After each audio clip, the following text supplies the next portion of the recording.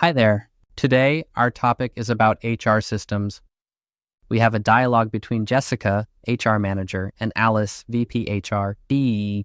After this conversation, we shall analyze the fact, discuss for any control deficiencies, and how to tackle these. Here is the conversation. Alice, can I discuss with you on some payroll-related matters? Hi, Jessica. Yes, I have time now. What do you want to discuss?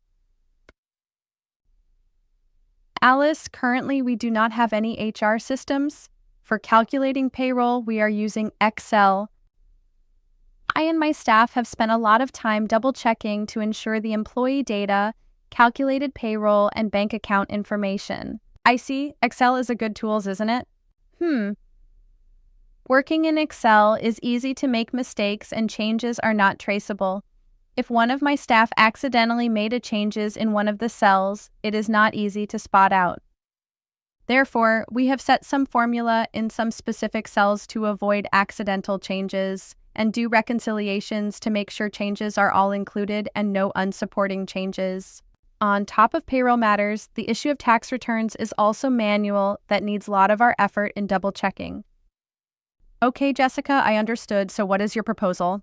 Thanks, Alice, for your understanding. I am proposing the purchase of a HR system.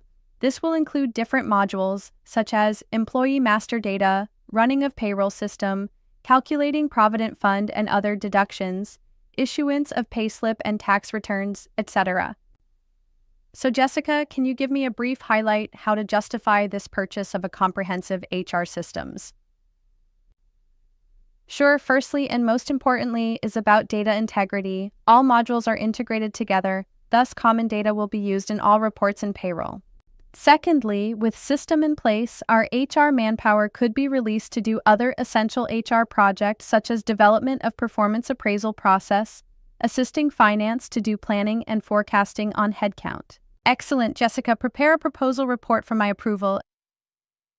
Yes, Alice. Thanks for your time and understanding. Will do. Jessica is addressing her pain points to Alice in maintaining data and calculating payroll in Excel.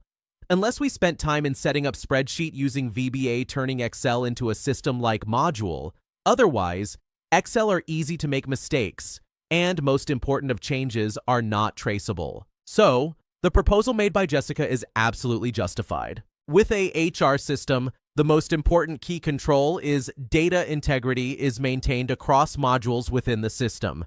In addition, different users can have different profile and access rights.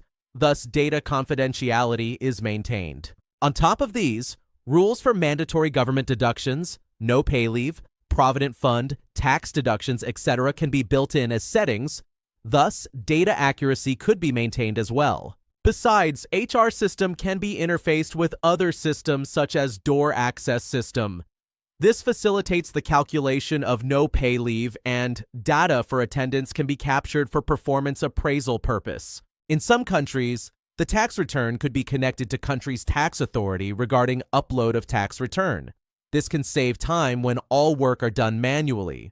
As government deductions and provident fund deductions mechanism are different country by country, so before system is launched, thorough testing must be done to ensure the system are calculating correctly before users accept the customized system.